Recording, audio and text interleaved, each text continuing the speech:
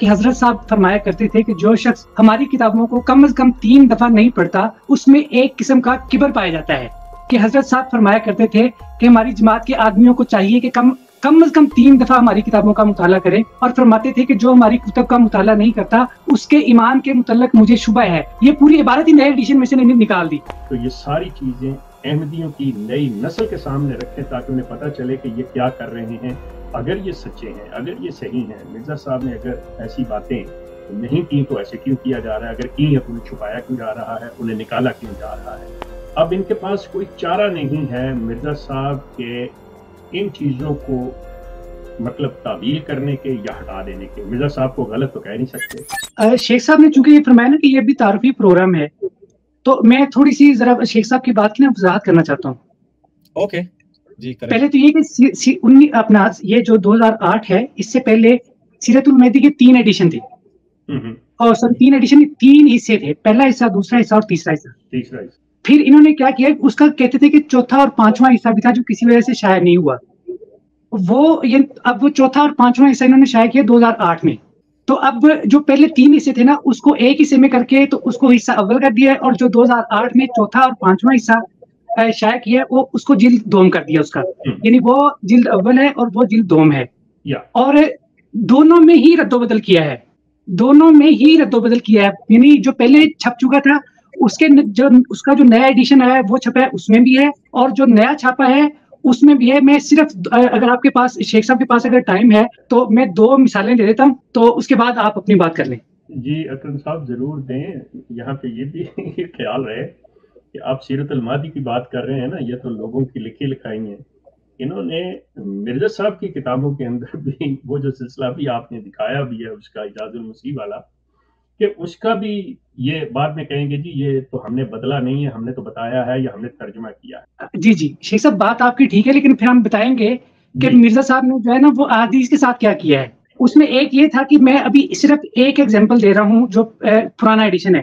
اس میں سیرت المہدی ہے، حصہ 2 میں پرانے ایڈیشن کا، اس کی روایت نمبر 460 ہے اور اس کا صفحہ نمبر 78 ہے، 78. جی تو اس اپنا روایت یہاں سے جو روایت نمبر 460 ہے، صفحہ نمبر 78 جلد 2 کا، کہ مولوی شیر علی صاحب نے مجھ سے بیان کیا کہ حضرت صاحب فرمایا کرتے تھے کہ جو شخص ہماری کتابوں کو کم از کم 3 دفعہ نہیں پڑھتا اس میں ایک قسم کا کبر پایا جاتا ہے.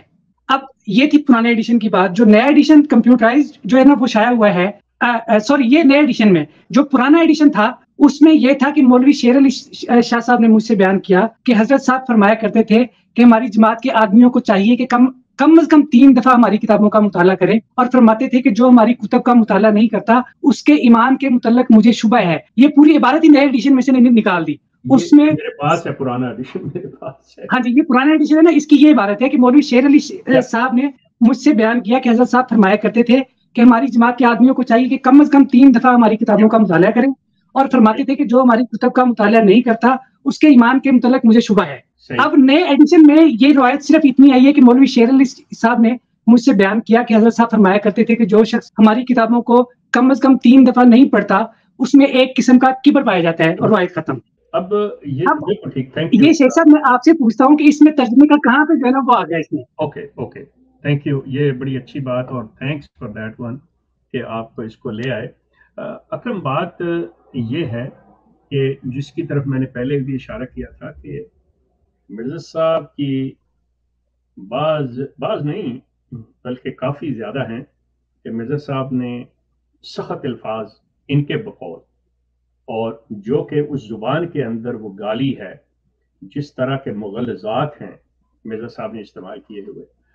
اب ان کے پاس کوئی چارہ نہیں ہے مرزا صاحب کے ان چیزوں کو مطلب تعویل کرنے کے یا ہٹا دینے کے. مرزا صاحب کو غلط تو کہہ نہیں سکتے، یا مرزا صاحب کو جی ایسا نہیں کرنا چاہیے تھا، یہ الفاظ تو نہیں استعمال یہ کر سکتے.